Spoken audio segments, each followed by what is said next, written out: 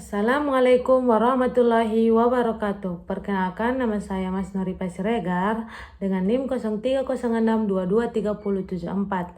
Saya mahasiswi dari Universitas Islam Negeri Sumatera Utara, Prodi Pendidikan Guru Madrasah Ibtidaiyah. Dosen pengampu Dr. Bapak Usiono MA. Dengan mata kuliah Palang Merah. Izinkan saya mengajak rekan-rekan atau kawan-kawan sekalian untuk mendiskusikan materi kita hari ini tentang Perhimpunan Palang Merah Indonesia. Sekilas sejarah dalam Perhimpunan Palang Merah Indonesia ialah Perhimpunan Palang Merah Indonesia atau PMI adalah organisasi kemanusiaan Palang Merah Indonesia atau PMI. Dalam organisasi kemanusiaan yang bergerak di bidang kepalang merahan, PMI didirikan pada tanggal 17 September 1945. Hanya sebulan setelah Indonesia memproklamasikan kemerdekaannya. Pembentukan PMI dipelopori oleh Dr. Andes Muhammad Hatta yang pada saat itu menjabat sebagai Wakil Presiden Indonesia. Sebelum didirinya PMI, aktivitas kepalang merahan di Indonesia dikelola oleh cabang Palang Merah Belanda atau Nederlandse Red Cross sejak zaman kolonial. Namun setelah kemerdekaan Indonesia dirasa perlu untuk membentukkan organisasi Palang Merah yang independen dan sesuai dengan kedaulatan di Indonesia. Terus sekilas sejarah Perhimpunan Kepalang Merahan ialah PMI berperan penting dalam kegiatan kemanusiaan di Indonesia, termasuk membantu korban bencana alam, memberikan layanan kesehatan, serta mendukung program donor darah. Selain itu, PMI juga menjadi bagian dari gerakan kepalang merahan internasional yang bernaung di bawah Komite Internasional Palang Merah atau ICRC dan Federasi Internasional Perhimpunan Palang Merah dan Bulan Sabit Merah atau IFRC. Terus dasar hukum PMI Perhimpunan Palang Merahan ialah yang pertama itu keputusan Presiden nomor 25 tahun 1950 mengakui PMI sebagai satu-satunya organisasi kepalang merahan di Indonesia. Yang kedua, Undang-Undang nomor 1 tahun 2018 tentang kepalang merahan mengatur peran, tugas, dan simbol PMI serta memperkuat kedudukannya sebagai lembaga kemanusiaan nasional. Yang ketiga itu Peraturan Pemerintahan Nomor 7 Tahun 2019 mengatur pelaksanaan teknis UUU Kepalang Merahan termasuk tata cara pengolahan donasi dan penggunaan simbol palang merah. Yang keempat itu Keputusan Presiden Nomor 246 Tahun 1963 memberikan wewenang kepada PMI untuk mengelola kegiatan donor darah di Indonesia. Dasar hukum ini memastikan PMI dapat menjalankan misi kemanusiaannya secara sah dan terstruktur.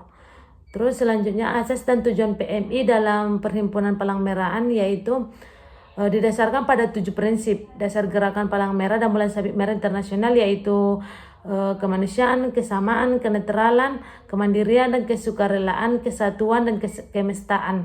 Prinsip-prinsip ini menekankan bahwa PMI bekerja untuk menolong tanpa diskriminasi, bersifat netral, dan beroperasi secara mandiri.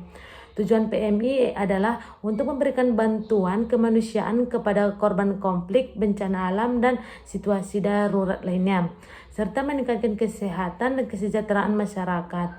PMI juga bertujuan untuk menyediakan layanan donor darah yang aman dan memadai di Indonesia. Terus keanggotaan PMI dalam Perhimpunan Palang Merah ialah keanggotaan Palang Merah Indonesia atau PMI terbuka bagi semua warga negara Indonesia yang berusia minimal 17 tahun.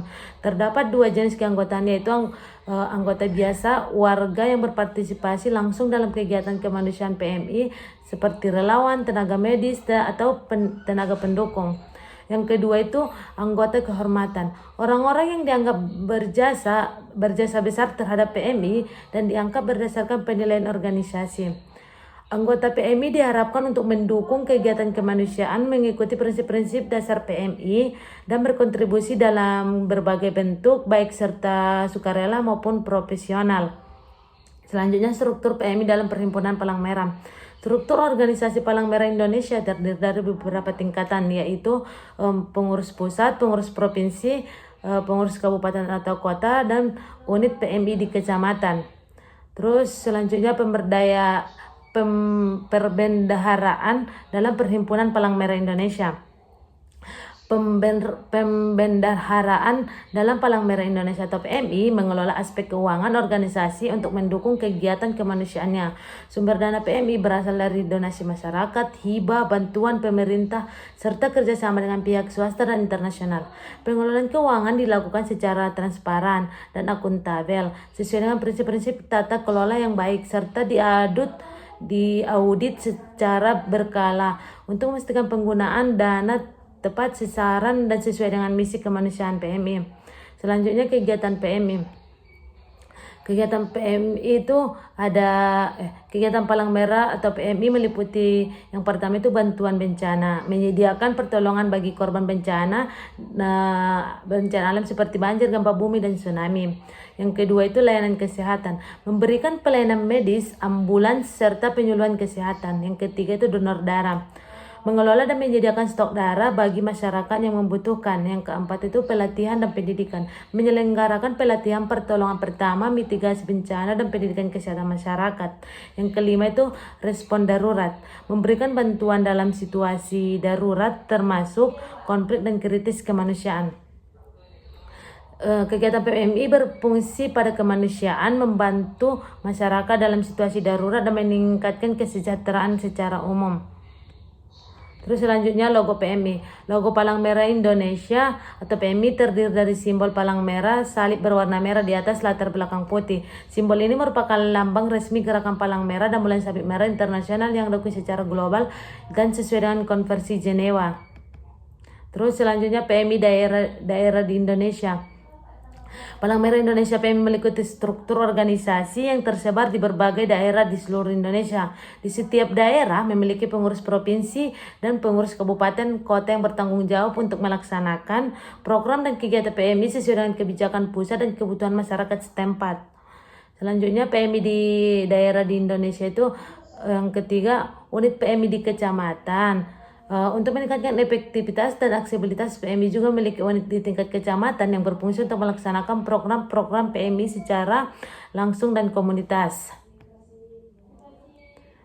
Cukup sekian yang dapat saya sampaikan, kurang dan lebihnya saya minta maaf. Wabillahi taufiq wal hidayah. Assalamualaikum warahmatullahi wabarakatuh.